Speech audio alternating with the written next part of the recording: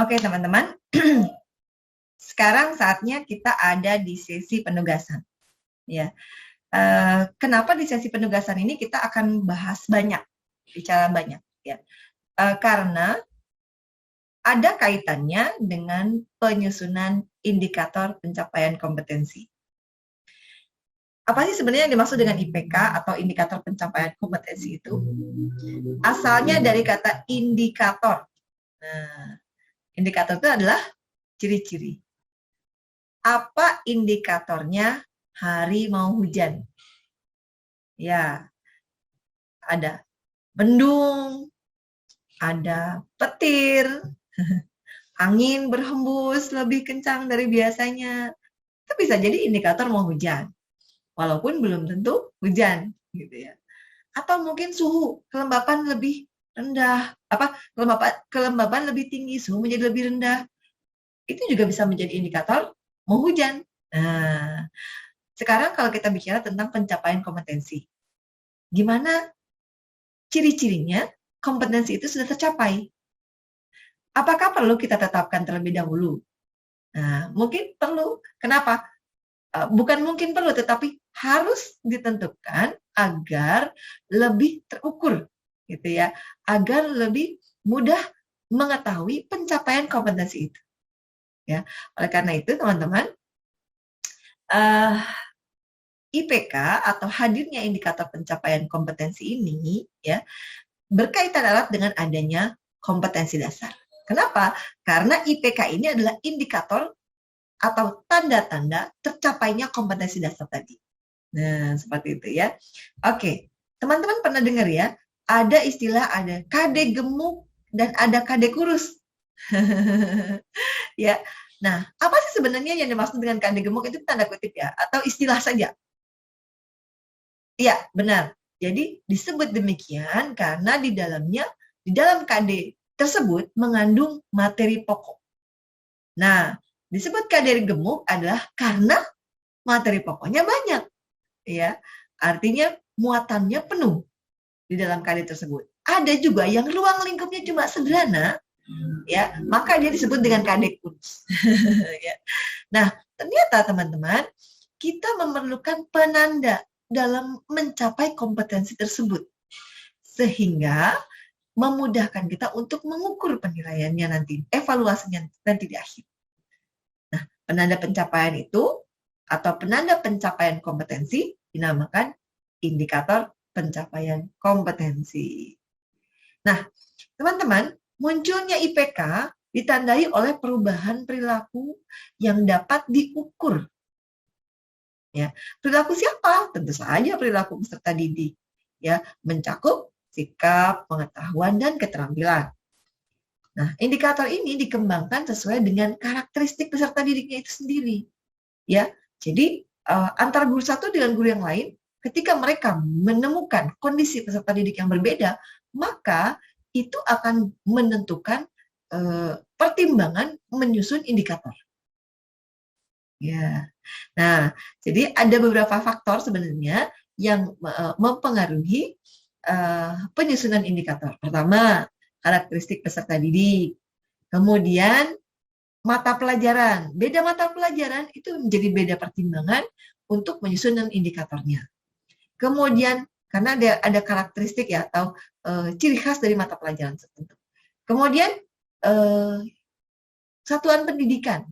Sekolah dasar, sekolah menengah, ya, dengan sekolah menengah atas itu tentu berbeda apanya indikatornya. Kenapa? Karena tingkat pemahaman dari peserta didik itu sudah lebih tinggi tentunya ya, dan kompetensi dasarnya juga sudah pasti tuntutannya lebih tinggi, gitu ya. Oke, kembali lagi. Apalagi yang mempengaruhi pengembangan indikator?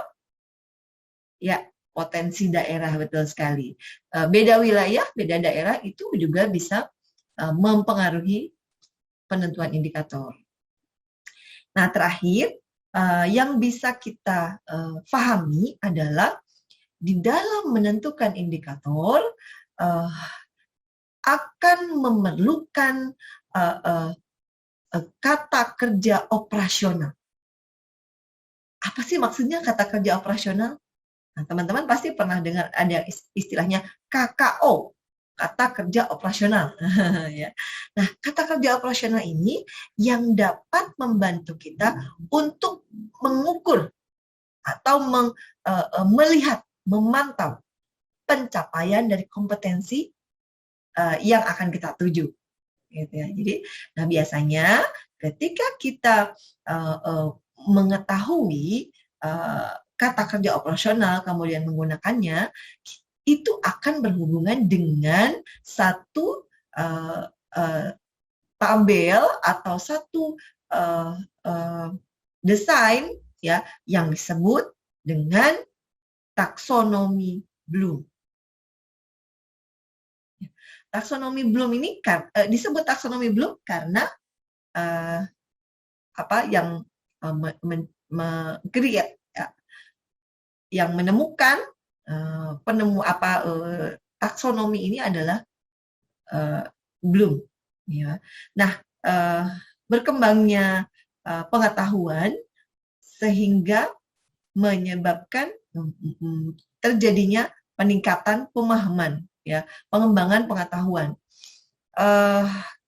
Saat ini kita menggunakan taksonomi Bloom, tetapi yang versi revisi Anderson.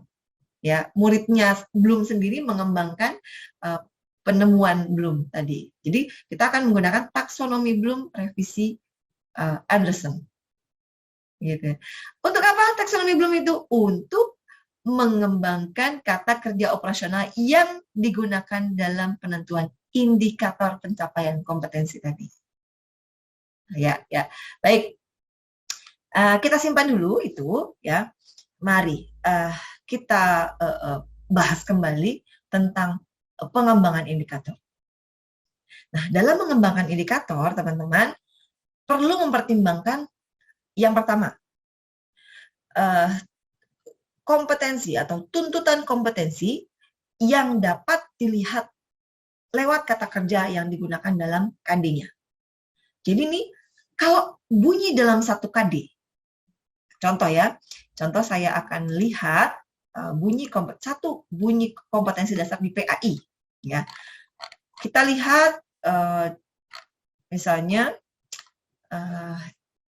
KD 3.12 untuk kelas 1 SD. Ya. 3.12 ini bunyinya adalah mungkin boleh saya share ya. Sebentar.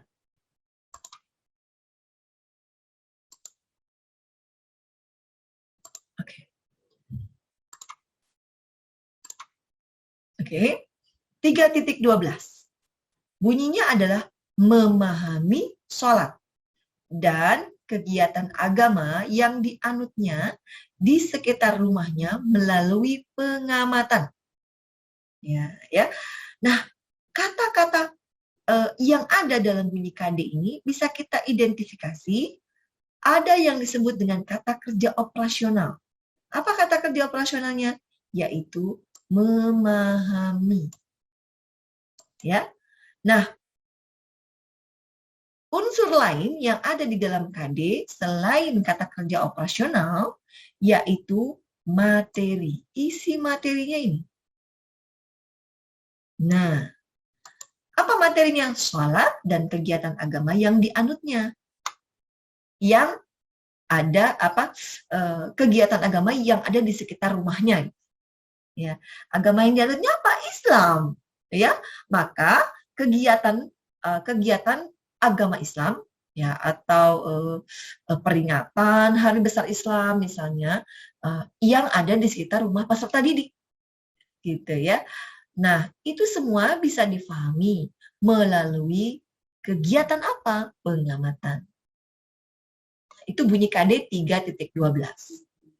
Tetapi teman-teman, stressing kita adalah dalam penggunaan kata kerja operasionalnya. Apa kata kerja operasionalnya di sini? Memahami. Ya. Nah, memahami ini ada pada tingkat berpikir yang keberapa?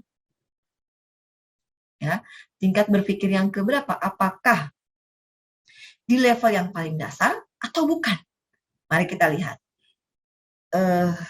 cara untuk dapat memahami ada di level berapakah ya kata kerja operasional memahami ini. Kita buka taksonomi Bloom ya. Oke.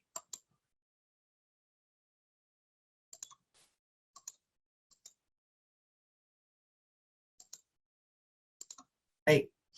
Nah, teman-teman, ya, taksonomi Bloom ini versi revisi, ya, di sini di tahun 2001 ya, oke, mengalami perubahan, ya. Awalnya C1 sampai C6 berakhir di evaluasi, tetapi karena ada peningkatan atau pengembangan, ya, tentang pemahaman bagaimana manusia berkembang, ya, pola berpikir dan tingkat berpikirnya, gitu ya, tingkat berpikirnya, sampai di akhirnya manusia dapat menciptakan sesuatu. Nah, artinya yang kita gunakan adalah level ini.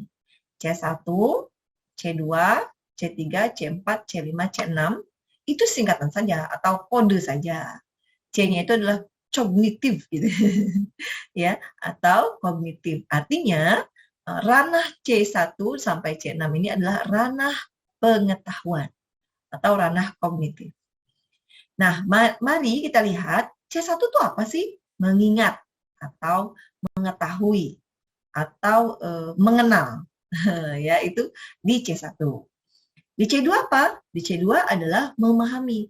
Jadi tingkat paling dasar yaitu ketika seseorang mengetahui, dari tidak tahu jadi tahu. Itu adanya di level pengetahuan yang ada di pertama, level pertama. Ketika dia sudah tahu, anak itu sudah tahu, maka akan berkembang, ya, pengetahuannya dengan memahami. Ya, contoh, dia sudah kenal benda itu sendok. Anak usia 9 bulan misalnya, itu tahu itu sendok. Tapi sendok itu si anak belum tahu cara atau fungsinya apa, bagaimana cara memegangnya dengan benar, belum tahu. Ya, dan mungkin juga belum paham namanya apa, gitu ya. Yang dia tahu itu adalah sebuah benda yang bisa dipegang, gitu ya. Nah, maka di level berikutnya adalah memahami. Memahami.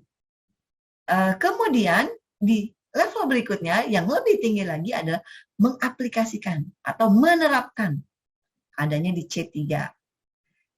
Kemudian di level berikutnya C4 menganalisis, di C5 mengevaluasi, dan C6 mencipta atau create. Nanti kita lihat. Kalau bunyi KD tadi adalah memahami, ya, memahami ketentuan sholat, misalnya, memahami sholat dan kegiatan agama dan seterusnya, maka kata kerja memahami ini berarti ada di mana? Ada di C2, betul sekali. Ada di C2. Nah, kalau KD-nya ada di posisi C2, bagaimana kita breakdown-nya ke dalam IPK? Tanda-tandanya apa sih? Bahwa anak sudah bisa memahami tentang sholat. Ya, berarti satu, mungkin anak bisa menyebutkan pengertian sholat. Apa itu sholat? Kan anak kelas 1 ya. Kelas 1 SD loh. Terus setelah mengenal atau mengetahui tentang pengertian sholat, terus mengetahui, boleh ya, mengetahui atau menyebutkan, bagaimana kita tahu dia bisa, peserta didik itu tahu tentang sholat, tadi kan ya, bisa menyebutkan pengertian sholat, kemudian bisa menyebutkan jumlah sholat atau berapa kali sholat dilakukan dalam satu hari, artinya macam-macam sholat. Kemudian dia bisa tahu atau menyebutkan, katakan di operasionalnya gitu ya, menyebutkan jumlah rakaat sholat, ya, untuk sholat subuh, jumlah rakaat sholat. Indikator yang lain ya, menyebutkan jumlah rakaat sholat zuhur dan seterusnya sampai sholat isya. Subuh, zuhur, asar, maghrib, isya. Bertambah tuh. Itu masih di KD C1, Bun. Maaf, itu masih di ranah C1. Ya, Ibu Bapak. Maka kita lihat nih KD-nya itu kan di C2. Berarti harus sampai kepada mereka bisa memahami tentang sholat sendiri. Ya, berarti selanjutnya kita lihat. Selanjutnya,